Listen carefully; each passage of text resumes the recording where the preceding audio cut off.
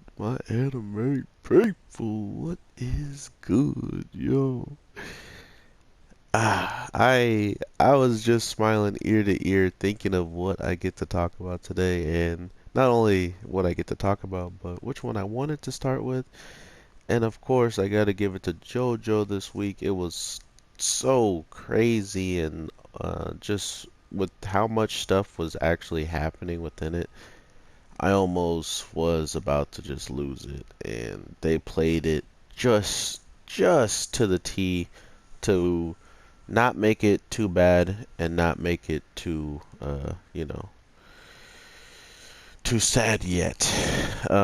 But yeah, with this week's episode, I was completely confused on what they were going to do and how they were going to do it when it just came down to this overall seemingly powerful whatchamacallit, these stands. I did not believe that they were going to have their second ability be so complementary, but at this time and point of JoJo, I kind of expected it to be somewhat capable to work with each other. I mean, for God's sake, we had a guy with a uh, octopus tongue to make it so people could lie or could say the things he wanted them to say, pretty much, so he wouldn't give stuff away, just so a shark stan can attack. Like, if that isn't camaraderie at its greatest, teamwork, red, like they said this week, was the string of fate. Like, oh, these guys got hit by the string of fate to be matched together. Like, yeah, they did. Not to mention the guy this week is like a freak with the camera, so it's beyond like the stand ability at this point. He literally is just so messed up in the head. It seems like a piece of candy is enough to pretty much pay his dues. So that was very interesting in my opinion. I like JoJo when it gets to be weird. Like, it doesn't have to try to appeal to the masses of like the common viewer and stuff like that. I mean, I know a lot of people are gonna be like, well, what stuff is for the common viewers? Like the stuff that is just basic fighting. Like, I mean, for instance, Bucciarati jumping off and just hanging there, and the man coming out of the hole and just him punching the crap out of him. That's for everyday audiences. Like, anybody who sees that should be blown back and be like, "Dang, that was fire."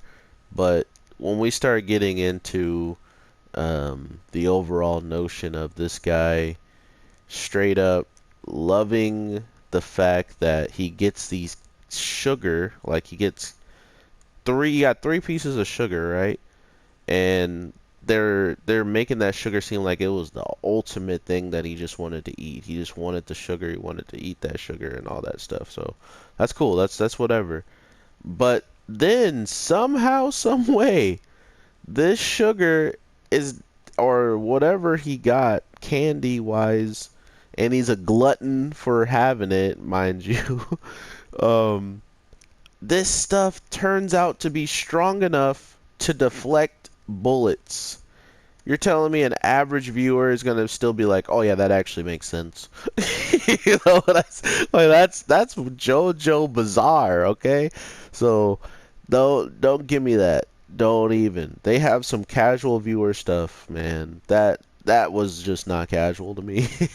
This man was spitting the cubes not only fast enough and strong enough to deflect, or maybe these cubes are not even, they don't even need to be strong, fast, or any of that stuff, and they're just as hard, and just by pushing them out with any type of force, it will be enough to deflect the bullets. I don't know if that's what they're going to go with or whatever, but to be fair, man, it was weird in the case of how accurate he was to be able to shoot it out of his mouth and hit all three of them without missing the target.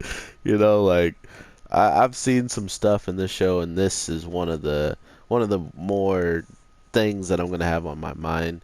Not to mention the fact that he straight up like gets dinked up so bad once he comes out trying to get Bucciarati, and completely just runs away and kind of just like leaves the fight. It was like I think there's another character I watched do that. Like if he after he got like touched up and found out he wasn't as strong as he thought he was, he winds up just like dipping out, and because he was dipping out, they pretty much wanted to kill him for retreating and stuff. But in this guy's case, these guys are so faded together. He's not even mad that they're running away. He's like, he punched me, and we were doing the plan, and your part of the plan didn't work, so it's not my fault that I wanted to run away. Like he understood why this guy ran away, because whenever you go downwards, you're supposed to get hit with mold. This man Bucciarati jumped head first and didn't turn, or the mold didn't catch him.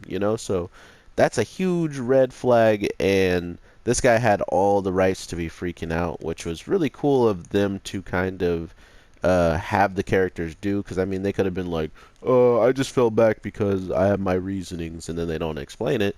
Instead, that's why these episodes make sense for it to take up, like these fights, I should say, rather, or these encounters take up more than one episode, because they actually give you the perspective of all the fighting sense and all the strategy, all the thought process, usually through these guys' moves and things like that. So that's a brilliant way for me to see them not I was gonna say padding out episodes to make them like go on longer, but that's not even the case. It's just good writing. It's just a good way of expressing how something is changing the current situation and putting it into perspective as of what it's doing to the mental game of some of these characters. So I really, really love that aspect of this show, but let's be fair, there isn't always exposition or like an explanation for the stuff that don't make too much sense of why it happened at the moments. But that's fine, because usually there's the exposition later on, or like with Bucciarati. I mean, I've been saying this from before, that he's been seemingly off ever since he's been fixed. And this episode 100% confirms like my suspicion, some people's overall guess that they've been having in their videos and stuff. Yeah, shout out to my boy Shy Lion. Check out Shy Lion's channel. That man is back from hiatus and he's doing his thing. But yeah, no, we really gotta see what all pans out when it comes down to this weird couple that they have right now, because at the end of it, we're looking almost, we're looking pretty good at the end, in the sense of we're close to defeating some of these guys relatively easily. But the only problem that I'm seeing with this show being this show is that's not usually how easy it is. Like usually if they're getting away with all of this, there's something amiss. You know what I mean? Like there's not something going completely right then. Like someone is still gonna have a good time and defeat some of our boys. I mean, we left one of our people who we don't even know how much longer he has on this. He doesn't even know how much longer he has on this earth, what the time he has, and how his body feels. And we just leave him there with the guy who's a stand user who can go underground. And Mista couldn't even like predict a good timing to blast him. So it's a very interesting battle that they're setting up already from that standpoint. Not to mention the fact that the Colosseum and every single person that's here in Rome is absolutely getting massacred, and the JoJo's is just going in. Like they don't even like, bruh. The guy who is straight up bodying all of Rome right now does not care. And another reason why he's actually doing it is for strategy. Whoever they were coming to meet, that was his plan, to destroy him. Hoping that guy goes down at some time in his life. Like we got people who are like resting their arms on the balcony and just getting instantly bodied. But something else they said was something about the subconscious. Like if you had doubt or something along those lines, this could also just enter you and body you. So I guess this girl had that, and she got, instantly bodied, but her boyfriend didn't, so he had a chance to like actually see it growing on her because of her subconscious. And then what does he try to do? He pretty much tried to go and help her. He tried to leave the place, go down and find a doctor, and by going downwards, that's how the mold got him. So it was like now there's two separate ways this man can straight up body you, and that's what I also was not predicting in this show. Like usually when you have something that already that strong, they usually don't have too many more abilities that just complement it times 10, but this being JoJo, of course he's got something that complements it, or like he has another ability on top of the ability of just going downwards. And then we got Mr. Mole Man. uh, I think his stand was Century or something like that. So I am quite scared for the rest of the cast, man. Like this is getting crazy. You know, I think the worst position right now, or the person who's probably going to have a chance of just getting bodied next week, is definitely Bucciarati, in the sense of him using all of the last of his life force that's here trying to help. Because from what we were told, he feels like it's about to be over for him, like it's a wrap. So I'm just interested to see if that is the case, and I will definitely miss his character if it is, man.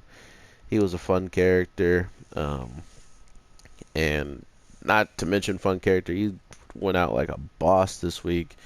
By the way, he just jumped in head first to really fight, for his people.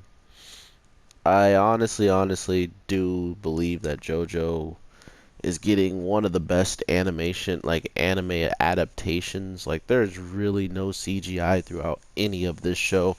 And there was a very, very popular video, or I don't know if it's popular, but there was just a good opinion that he said on this video that Berserk, if Berserk got a freaking JoJo animation studio to do it, man, I would absolutely lose it.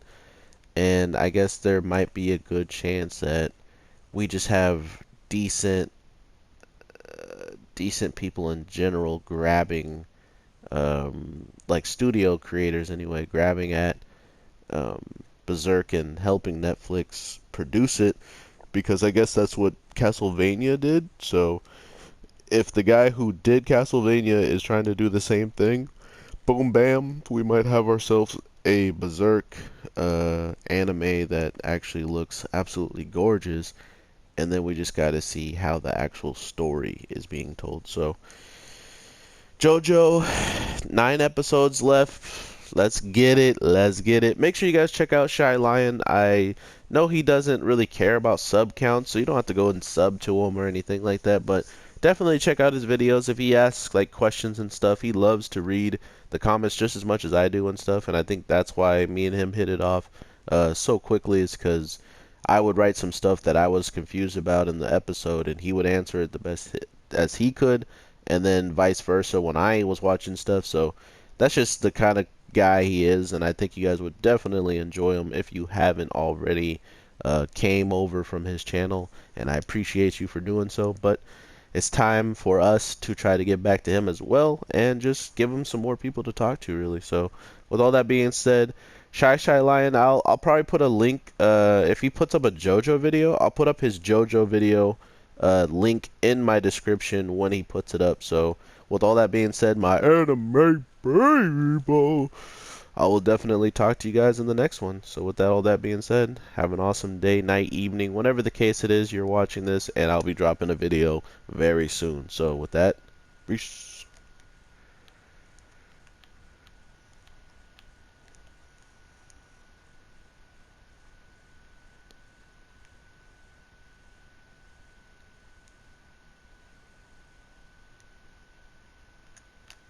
squad.